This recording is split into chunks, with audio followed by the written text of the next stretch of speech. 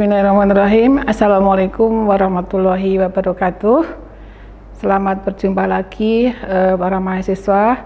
Pada pertemuan hari ini kita akan membahas materi berikutnya tentang restrukturisasi organisasi. Nah, ini adalah beberapa dosen yang ada pada konsentrasi manajemen sumber daya manusia. Saya kira Anda sudah kenal semua. Ya, ada Prof. Heru, ada Bapak Udin, ada Bu Rini, ada Bu Ndari, ada Bu Mega, ada Bu Ista Faina. Nah, hasil akhir yang diharapkan setelah mempelajari materi ini adalah yang pertama, bahwa mahasiswa mampu untuk menerangkan intervensi teknostruktural yang mana ini adalah merupakan intervensi yang sangat penting ya nanti dalam organisasi. Kemudian yang kedua, mahasiswa mampu menerangkan desain restrukturisasi sebagai bagian intervensi dalam proses perubahan. Kemudian yang ketiga, bahwa mahasiswa nanti juga harus mampu untuk menganalisis kasus yang terkait dengan restrukturisasi dalam proses perubahan dengan menggunakan pendekatan yang tepat. Oke, jadi apa sih itu intervensi teknostruktural? Ya, jadi intervensi teknostruktural ini adalah nanti akan fokus pada peningkatan efektivitas organisasi dan pembangunan manusia dengan berfokus pada teknologi dan struktur. Nah, untuk technostructural intervention itu nanti merupakan bentuk perubahan program yang berfokus pada teknologi dan struktur organisasi. Ya, jadi mengapa ya kok itu harus ada perubahan? Ya, jadi di sini bahwa perubahan persaingan global dan juga perkembangan teknologi serta perubahan lingkungan ini nanti akan menyebabkan organisasi itu untuk memilih untuk melakukan perubahan struktur dari birokrasi ke struktur yang lebih lean dan lebih fleksibel. Jadi disesuaikan dengan kondisi pada saat sekarang. Nah, untuk perubahan struktur ini atau restructuring organization itu bisa dilakukan dengan 3 cara. Jadi yang pertama adalah structural design, ya. Kemudian yang kedua dengan downsizing, yang ketiga adalah dengan re-engineering. Coba satu persatu ini nanti akan kita bahas. Oke, yang pertama adalah desain struktur. Ya, jadi desain struktur ini terkait dengan struktur organisasi, yang mana struktur organisasi itu nanti akan menggambarkan deskripsi bagaimana keseluruhan kerja pada organisasi itu akan dibagi ya ke dalam subunit, dan bagaimana subunit itu kemudian dikoordinasikan untuk penyelesaian tugas. Kemudian dalam struktur organisasi itu juga nanti harus didesain dengan pas. Ya, jadi di sini bahwa struktur organisasi itu nanti paling tidak akan dipengaruhi oleh 4 faktor. Yang pertama adalah lingkungan, yang kedua adalah ukuran organisasi, yang ketiga teknologi, dan strategi organisasi. Oke. Ya, jadi kita akan coba lihat ya, kalau kita lihat di gambar 14.1 itu akan menunjukkan faktor-faktor yang mempengaruhi desain struktur organisasi. Ya, tadi ada lingkungan, ada organisasi strategi, ada teknologi, dan ada organization size. Ya, jadi mengapa? Ya, yang pertama adalah organization size, ukuran organisasi. Ya, jadi ukuran organisasi di sini bahwa semakin banyak ya karyawan yang ada dalam organisasi itu yang menunjukkan semakin besar ya organisasi itu, maka tentunya bentuk struktur organisasinya akan berbeda ya dengan organisasi yang mempunyai karyawan yang sedikit, yang kecil, maka strukturnya ada lebih sederhana. Kemudian yang kedua ya di sini adalah strategi. Ya, jadi mengapa struktur itu kok berbeda? Ya, jadi struktur organisasi itu nanti akan mengikuti strategi. Nah, strategi tentang struktur itu berfokus pada 3 pilihan. Jadi yang pertama adalah inovasi, yang kedua adalah minimisasi biaya, yang ketiga adalah imitasi. Ya. Jadi apa sih itu strategi inovasi? Ya, jadi strategi inovasi itu adalah strategi yang menekankan pada pengenalan produk dan jasa utama baru. Sedangkan strategi minimisasi biaya itu adalah strategi yang menekankan pada kontrol pengaturan biaya. Jadi di sini menghindari biaya inovasi dan juga pemasaran yang tidak perlu. Kalau perlu ada pemangkasan harga. Kemudian strategi imitasi. Ya, strategi imitasi itu adalah strategi yang berusaha untuk bergerak pada produk baru. Ya, hanya setelah kelangsungan itu telah terbukti. Nah, di sini kalau dikaitkan dengan strategi dengan struktur organisasi, maka kalau strategi yang dianut itu adalah inovasi, maka pilihan strukturnya organisasinya adalah struktur organik.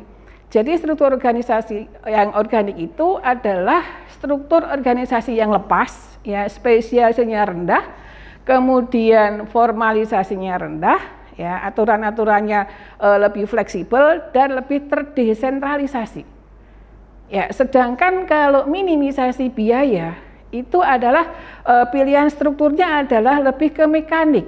Ya, jadi struktur organisasi yang mekanik itu adalah dicirikan adanya kontrol yang ketat, ya, spesialisasi pekerjaan yang eksekutif, kemudian formalisasi yang tinggi, jadi aturannya itu sangat ketat, kemudian sentralisasinya juga sangat tinggi.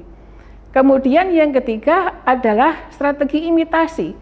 Jadi kalau strategi organisasi itu imitasi, maka di sini bisa strukturnya mekanik dan organik. Ya, jadi di sini ada campuran secara lepas, ya, dengan pengetatan hak milik, kontrol yang ketat pada aktivitas langsung dan juga perluasan kontrol pada sesuatu yang ditetapkan. Oke.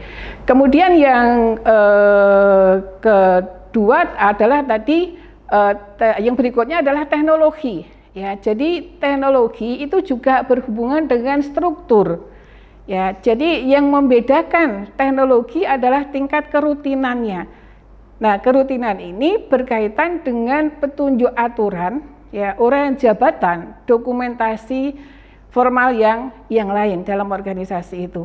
Nah, kemudian kalau teknologi yang digunakan itu adalah teknologi yang sifatnya rutin, maka dikaitkan dengan struktur yang tersentral, ya, sentralisasi. Kemudian kalau teknologi itu tidak rutin, itu lebih mengandalkan pada pengetahuan para spesialis yang akan dicirikan dengan keputusan yang didelegasikan. Oke, kemudian yang berikutnya adalah tadi faktor lingkungan, ya. Jadi ada hubungan lingkungan dengan struktur organisasi. Jadi lingkungan organisasi itu meliputi institusi atau juga paksaan, ya, dari luar yang dapat mempengaruhi kinerja organisasi itu. Ya, contohnya apa? Ya, seperti pemasok, ya, supplier, konsumen, kompetitor, ya, mungkin peraturan dari pemerintah dan juga mungkin juga kelompok desakan dari masyarakat. Nah, lingkungan yang dinamis, yaitu akan menciptakan tingginya ketidakpastian secara signifikan. Untuk meminimalkan ketidakpastian itu, ya, dalam area pasar yang utama, maka para manajer dapat memperluas struktur mereka, ya, untuk merasakan dan memberikan tanggapan terhadap ancaman. Oke, kemudian yang berikutnya tadi adalah beberapa faktor yang mempengaruhi struktur organisasi. Kemudian kita akan masuk pada desain strukturalnya. Ya, jadi pada dasarnya, ya, struktur organisasi itu dibagi atau digolongkan menjadi 5. Yang pertama adalah struktur fungsional, yang kedua adalah struktur divisional, ya, yang ketiga struktur matrik, yang keempat struktur proses, dan yang kelima adalah customer metric structure. Oke. Nah, struktur fungsional itu yang seperti apa? Ya, jadi dalam struktur organisasi fungsional, di sini setiap manajer itu akan mempunyai spesialisasi fungsional. Ya, jadi sesuai dengan fungsinya ya dalam organisasi tersebut. Ya, sebagai contoh bentuk dari struktur organisasi yang fungsional itu seperti ini. Ya, jadi di situ didasarkan pada fungsi yang ada dalam organisasi. Ya, jadi di situ bahwa presiden direktur akan membawai vice president research, ya kemudian vice president manufacture, vice president engineering, ya vice president marketing, finance, dan human resource. Yang mana mereka punya fungsi yang berbeda-beda, tugas yang berbeda-beda antara vice president satu dengan yang lainnya. Nah, di sini untuk struktur fungsional itu ada keuntungan dan juga ada kelemahannya. Ya, jadi keuntungannya bahwa penggunaan sumber daya itu lebih efisien, lebih ekonomis, kemudian spesialisasi keterampilan lebih mendalam, ya, kemajuan karir dalam departemen fungsional itu lebih bisa dijamin, kemudian panduan dan pengendalian diri dari top manajemen, kemudian koordinasi yang luar biasa dalam fungsi-fungsi tersebut. Tetapi juga ada kelemahannya. Ya, jadi kelemahannya bahwa akan mengurangi komunikasi ya dan juga kerjasama antar departemen karena terkotak-kotak gitu ya. Kemudian komunikasi lintas departemen fungsional juga tidak jalan dengan baik. Kemudian tanggapan yang lambat yang diberikan manakala ada perubahan lingkungan dan juga akan ketinggalan inovasi. Nah, yang kedua adalah struktur divisi. Ya, jadi struktur divisional itu didasarkan pada divisi-divisi yang ada dalam organisasi tersebut. Ya, jadi struktur organisasi divisional itu nanti manajer divisi dapat mengembangkan strategi untuk masing-masing divisinya dan mungkin juga saja mereka menghadapi persaingan yang berbeda dengan divisi yang lain sehingga strategi yang ditempuh mungkin juga berbeda antara divisi satu dengan divisi yang lainnya. Nah, jadi bentuk struktur organisasi divisional adalah seperti ini ya. Jadi presiden akan membawai vice president produk A, ya, produk B, produk C, kemudian masing-masing vice president produk membawai manajer sales, manajer manufacturing, manajer research. Oke, di sini juga ada kelebihan dan kelemahannya. Ya, jadi kelebihan dari struktur divisi cepat tanggap, fleksibel. Ya, lebih pada lingkungan yang tidak stabil, memperhatikan kebutuhan konsumen, pembebanan tanggung jawab yang jelas pada permasalahan produk, penekanan terhadap keseluruhan produk dan tujuan divisional, pengembangan keterampilan manajemen umum. Nah, kelemahannya apa? Ya, boleh menggunakan keahlian dan sumber daya yang ini tidak efisien, adanya duplikasi lintas departemen, kurang pendalaman teknis ya dan juga spesialisasi dalam divisi, koordinasi yang buruk di antara divisi, kurangnya kendali sumber daya manajemen puncak dan kompetisi untuk sumber daya perusahaan. Kemudian yang berikutnya adalah struktur matrik. Nah, struktur matrik itu digunakan untuk memudahkan pengembangan ya pelaksanaan beragam macam program atau juga proyek. Nah, nanti setiap departemen itu akan dikepalai oleh vice president yang mempunyai tanggung jawab fungsional bagi seluruh proyek. Ya, sedangkan setiap manajer proyek nanti akan mempunyai proyek responsibility untuk penyelesaian dan implementasi strategi. Nah, ini contoh untuk bentuk metric organization. Ya, jadi di situ adanya staff ya itu mempunyai dua atasan ya. Jadi misalkan research staff on produk A itu mempunyai atasan vice president research dan koordinator produk A. Nah, di sini juga ada kelebihan ada kelemahannya juga. Ya, jadi keuntungannya apa?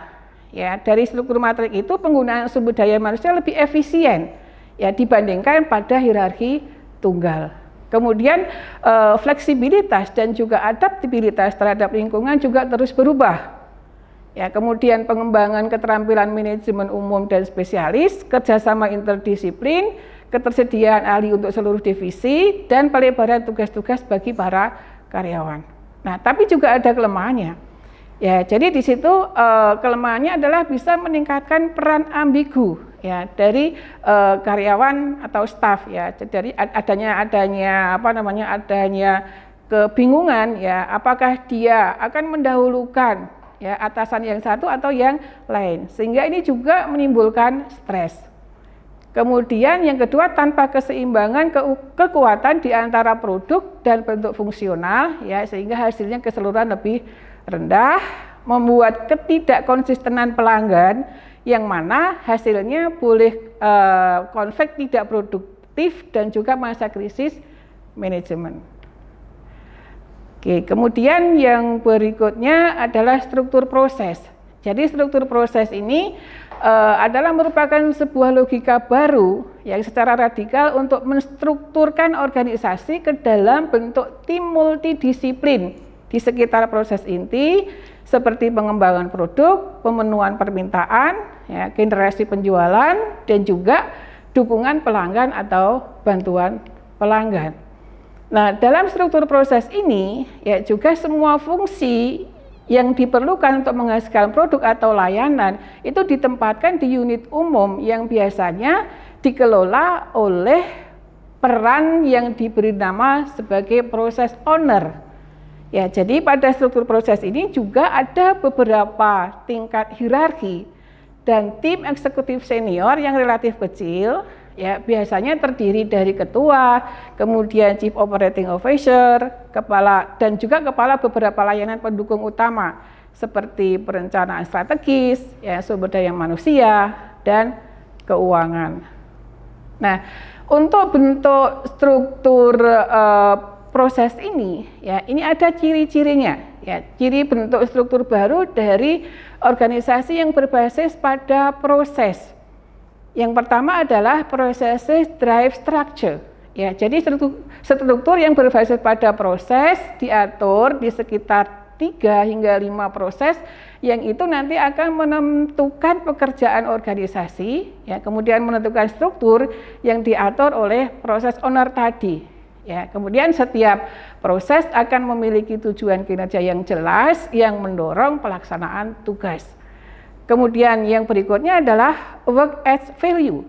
Jadi peningkatan efisiensi, penyederhanaan struktur berbasis pada proses dan memperkaya proses kerja. Yang berikutnya adalah teams are fundamental. Jadi tim adalah merupakan fitur pengorganisasian kunci dalam struktur yang berbasis pada proses ini. Nah, mereka itu akan mengelola segalanya mulai dari pelaksanaan tugas ya hingga perencanaan strategis yang biasanya juga mengelola diri sendiri dan bertanggung jawab atas pencapaian tujuan organisasi. Kemudian customer defined performance.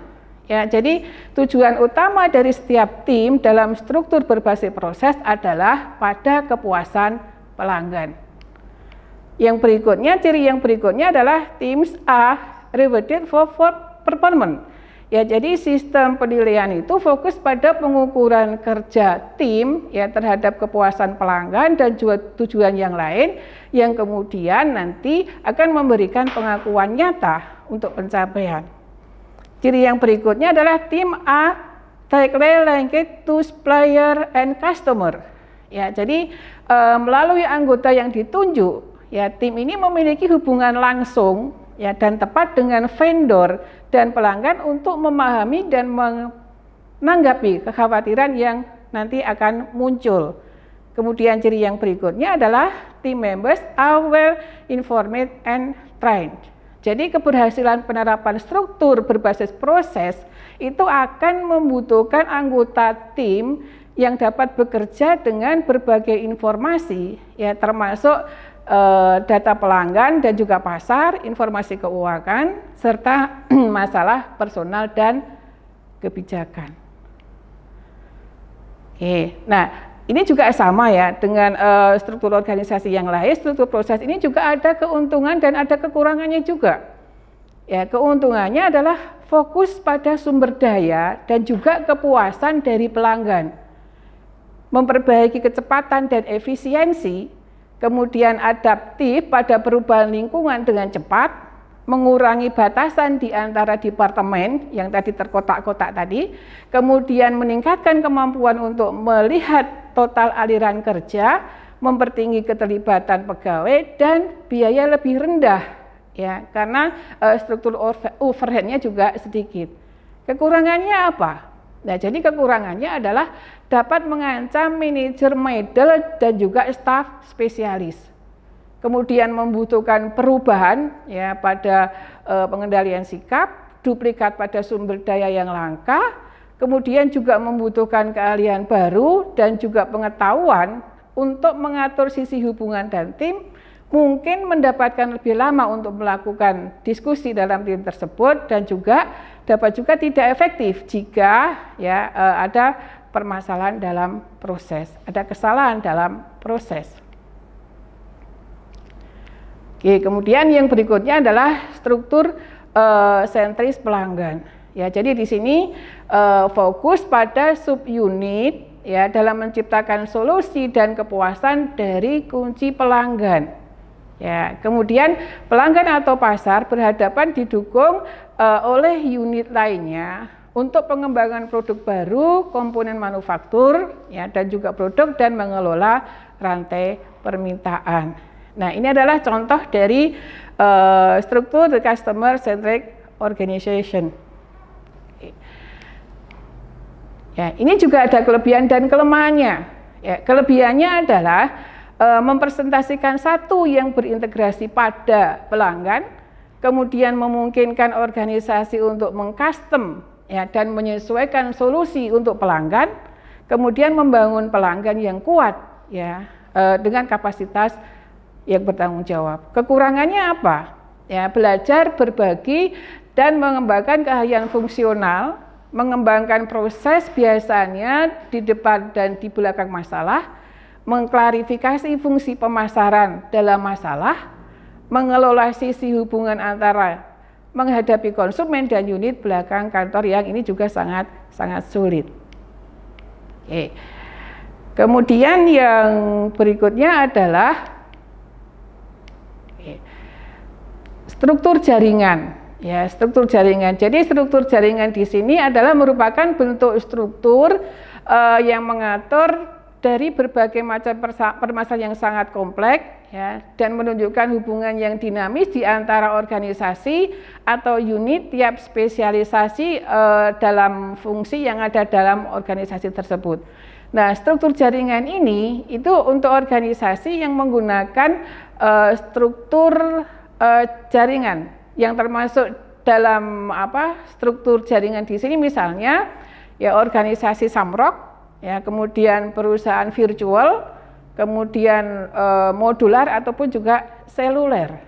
Nah, kemudian juga struktur jaringan ini kurang formal ya, karena mereka telah digambarkan sebagai struktur seperti pisa ya, dan juga jaring laba-laba, mungkin juga boleh dikatakan sebagai ledakan bintang karena tersebar gitu ya. Kemudian juga menunjukkan klaster. Oke, ini adalah contoh ya, contoh bentuk struktur organisasi jaringan. Jadi dia punya jaringan. Jadi misalnya broker organization, dia punya jaringan dengan producer organization, ya, kemudian distributor organization, supplier organization, kemudian juga punya jaringan dengan designer organization. Nah, keuntungannya apa? Ya, kalau struktur jaringan itu membuat organisasi itu terbaik. Ya, untuk fokus pada sumber daya, pada pelanggan dan juga kebutuhan pasar. Kemudian memungkinkan fleksibel dengan yang tinggi ya, dengan respon adaptasi untuk lingkungan yang sangat-sangat dinamis. Kemudian juga memungkinkan masing-masing organisasi itu untuk saling mempengaruhi ya, kompetisi yang berbeda. Kemudian kerugiannya ya mengelola bagian hubungan dalam organisasi itu secara mandiri, kemudian memotivasi anggota untuk melepaskan otonomi ya untuk bergabung pada jaringan, yaitu merupakan beberapa masalah, kemudian boleh memberikan akses partner untuk pengetahuan atau pemilik maupun juga teknologi. Baik, kemudian yang berikutnya, dalam restrukturasi organisasi ini bisa dilakukan dengan downsizing. Ya, apa itu downsizing? Yaitu merupakan pengurangan sejumlah karyawan, ya terutama pada manajemen menengah, middle management dalam organisasi.